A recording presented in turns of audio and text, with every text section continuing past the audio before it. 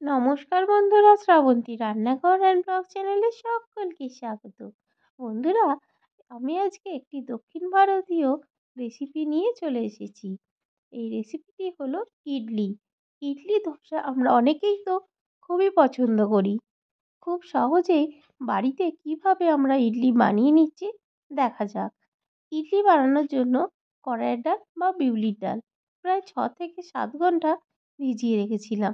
আর ডালের সাথে দিয়ে দিয়েছিলাম 1 চামচ মেথি। এই যে দেখা যাচ্ছে মেথিগুলো, এগুলোই হচ্ছে মেথি। এবার চাল নিয়ে নিয়েছিলাম। চাল দিয়েছি, এটা আতপ চাল। এই আতপ চাল নিয়েছি 2 কাপ, আর ডাল নিয়েছি 1 কাপ। চাল আর ডাল 6 থেকে 7 ঘন্টা ভিজে যাওয়ার পরে তারপর একটা ভালো করে পেস্ট করে নিয়েছি। প্রথমে ডালটা পেস্ট করে নিলাম, তারপরে চালটাও পেস্ট করে নেব।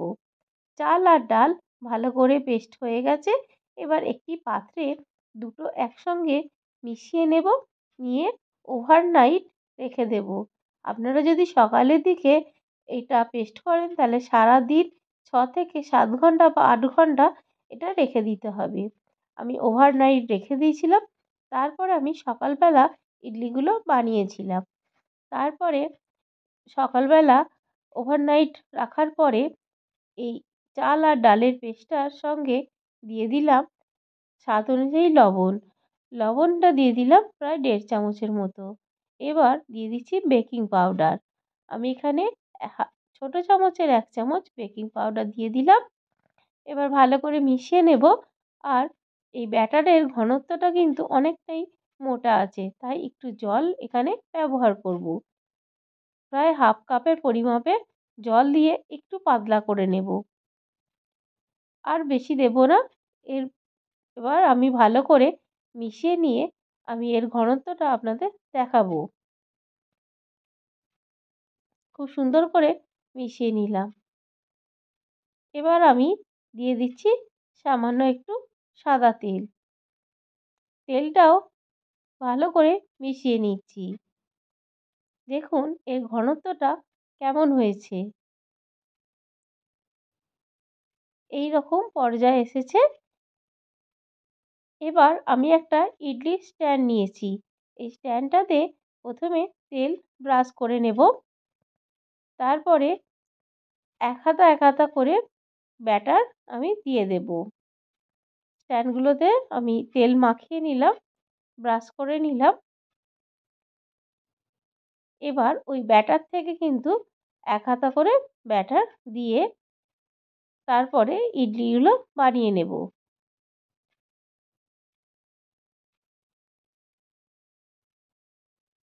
এক হাতা দিলাম, কেননা যখন এটা তৈরি হয়ে যাবে একটু ফুলে যাবে, একটু বেড়ে যাবে, তাই পরিমাণটা একটু কম করে দিতে হবে।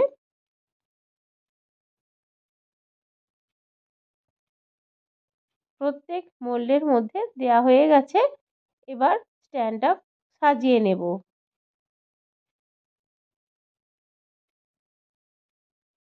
আপনাদের কাছে যদি ইডলি স্ট্যান্ড না থাকে, আপনারা বাটিতে দিয়েও যেভাবে পিঠে আমরা তৈরি করি বা মোমো তৈরি করি সেইভাবে তৈরি করা যায়। এবার ওই পাত্রের মধ্যে জল দিয়ে এটা 15 থেকে 20 মিনিট সিদ্ধ করে নিয়েছি ভাপে। 15 থেকে 20 মিনিট পর আমি ঢাকাটা খুলে একটু ঠান্ডা হবার পরে আমি এই মোল্ড থেকে বের করে নিচ্ছি।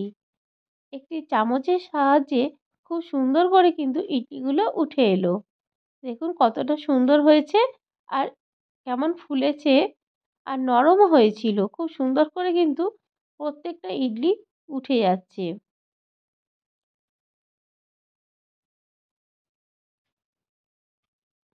দেখুন ইডলিগুলো কিন্তু খুব সুন্দর আর সফট হয়েছিল। এবার আমি বানাবো সাম্বার। সাম্বার বানানোর জন্য এখানে কিছু সবজি নিয়ে নিয়েছি, আর এখানে অরহর ডাল। অরহর ডালটাও আমি কিন্তু ভিজিয়ে রেখেছিলাম প্রায় 6 থেকে 7 ঘন্টার মতো। ডালটা ভিজে যাওয়ার পরে তারপরে দেখুন আমি টিপে দেখাচ্ছি কতটা নরম হয়ে গেছে। তাহলে কি হবে, যখন সিদ্ধ করব তাড়াতাড়ি সিদ্ধ হয়ে যাবে, তাই আমি ভিজিয়ে রেখেছিলাম। একটি প্রেসার কুকারের মধ্যে ভেজানো ডালটা দিয়ে দিলাম, তারপর জল দিয়ে দিলাম। এবার সবজিগুলো দিয়ে দিচ্ছি। সবজিগুলোর মধ্যে নিয়েছি গাজর, পেঁপে, লাউ, বিনস, ডাঁটা, এগুলোই আমি নিয়েছিলাম। এর মধ্যে সামান্য একটু লবণ আর একটু হলুদ গুঁড়ো দিয়ে এটা সিদ্ধ করে নেব। 2টো সিটি দিয়ে আমি নামিয়ে নিয়েছিলাম। সবজিগুলো নরম হয়ে গেছে, ডালও নরম হয়ে গেছে। এবার এই সবজি সাঁতলে নেব। সাঁতলে নিলেই সাম্বার তৈরি হয়ে যাবে। সাঁতলানোর জন্য কড়াইয়ের মধ্যে নিয়ে নিয়েছি সাদা তেল। ফোড়নে দিয়ে দিলাম 1 চামচ জিরে, 1 চামচ, 1 চামচের থেকে একটু কমই দিলাম কালো সর্ষে। এবার দিয়ে দেব একটা শুকনো লঙ্কা ফাটিয়ে দিয়ে দিলাম। ফোড়নটা একটু ভেজে নেব। সর্ষে আর জিরে খুব সুন্দর করে কিন্তু ভাজা হয়ে গেছে। এর মধ্যে দিয়ে দিচ্ছি সামান্য একটু হিং। হিঙের স্মেলটাও কিন্তু খুব সুন্দর ভালো লাগে। আর যে কোনো দক্ষিণ ভারতীয় খাবারে কারি পাতা তো লাগবেই। এখানে দিয়ে দিলাম কারি পাতা। ফ্রেশ কারি পাতা খুব সুন্দর কিন্তু একটা স্মেল আসে, দারুণ লাগে। আর কারি পাতাটা একটু ভাজার পরে দিয়ে দিলাম পেঁয়াজ কুচি। এখানে একটা বড় সাইজের পেঁয়াজ কুচি করে নিয়েছি, দিয়ে দিলাম। এবার একটু ভাজা করে নিচ্ছি। এর মধ্যে দিয়ে দেব টমেটো। একটা বড় টমেটো এখানে দিয়ে দেব। এবার টমেটো, পেঁয়াজ এগুলো ভালো করে ভেজে নেব।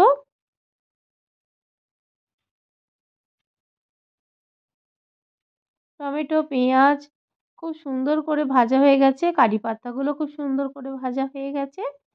এবার এর মধ্যে দিয়ে দেব হলুদ গুঁড়ো। সবজির সঙ্গে আমি যেহেতু হলুদ গুঁড়ো দিয়েছিলাম, তাই এখানে আমি 1/2 চা চামচের মতো হলুদ গুঁড়ো ব্যবহার করলাম।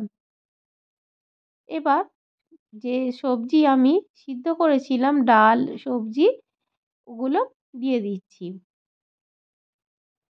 এবার আস্তে আস্তে সবটাই ঢেলে দিলাম। আর সাম্বারে একটু মানে জলের পরিমাণটা একটু বেশি দিতে হয়, তাই আরেকটু জল দিয়ে দিলাম। দিয়ে ভালো করে মিশিয়ে নেব। এবার এর মধ্যে দিয়ে দিচ্ছি লবণ। সবজি সিদ্ধর সময় লবণ দিয়েছিলাম, তাই বুঝে লবণটা দেখে দিতে হবে। আর একটু দিয়ে দিচ্ছি গুঁড়ো গুড়। এখানে আমি একটু গুড় ব্যবহার করলাম। আপনাদের যদি চিনি ব্যবহার করতে চান একটু চিনি দেবেন।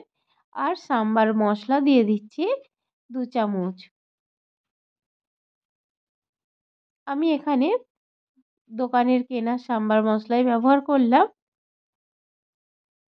খুব সুন্দর করে মিশিয়ে নিচ্ছি। এবার একেবারে শেষে দিয়ে দিচ্ছি তেঁতুল গোলা জল। পাকা তেঁতুল জলে ভিজিয়ে রেখেছিলাম, সেই জলটা দিয়ে দিচ্ছি।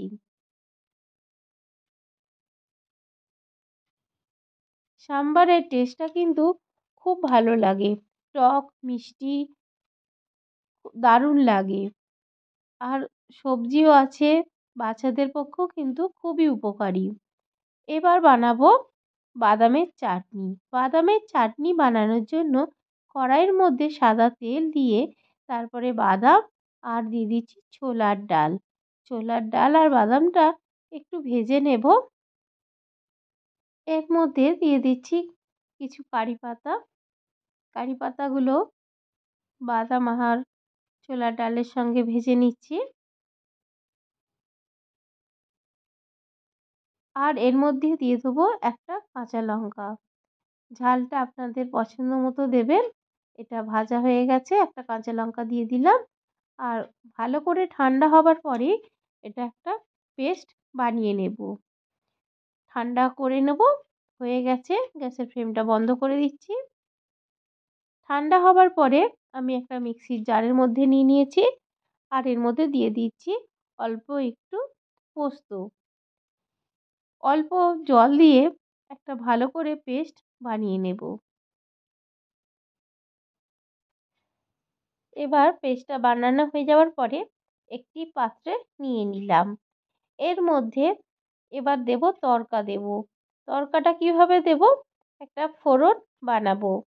একটি কড়াইয়ের মধ্যে দিয়ে দিচ্ছি সাদা তেল, তার মধ্যে দিয়ে দিলাম কালো সর্ষে, একটা শুকনো লঙ্কা, কারি পাতা। এটা একটু ভেজে নেব। খুব সুন্দর করে ভেজে নেব আর একটা খুব ভালো স্মেল ওঠার পরেই দিয়ে দেব চাটনির মধ্যে। আর চাটনিটা একটু ঘন আছে, এর মধ্যে একটু জলও মেশাবো। তার আগে দিয়ে দিলাম লবণ।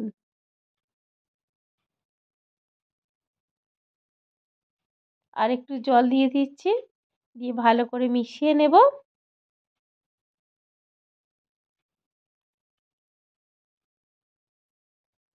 তারপরে এর মধ্যে দিয়ে দেব পাতিলেবুর রস।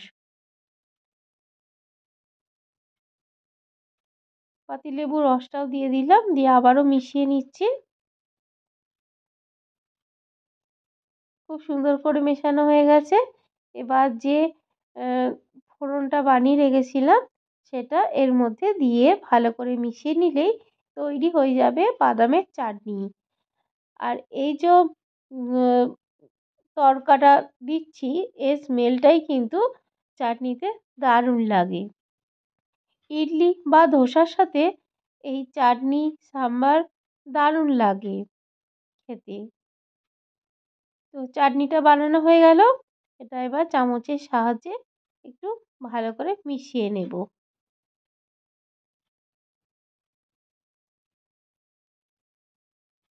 মিশিয়ে নেওয়া হয়ে যাওয়ার পরে আমি একটি প্লেটে সার্ভ করে দেখাচ্ছি। আজকের রেসিপি কেমন লেগেছে অবশ্যই কিন্তু কমেন্ট করে জানাবেন। আর আপনি যদি আমার চ্যানেলে নতুন বন্ধু থাকেন, চ্যানেলটা সাবস্ক্রাইব করে পাশের বেলটা অল করে দেবেন। পুরনো বন্ধুদের অনেক অনেক ভালোবাসা। সকল বন্ধুরা ভালো থাকবেন, সুস্থ থাকবেন। আবারও আমি যে কোনো ভিডিও নিয়ে আপনাদের সঙ্গে চলে আসবো। Thank you.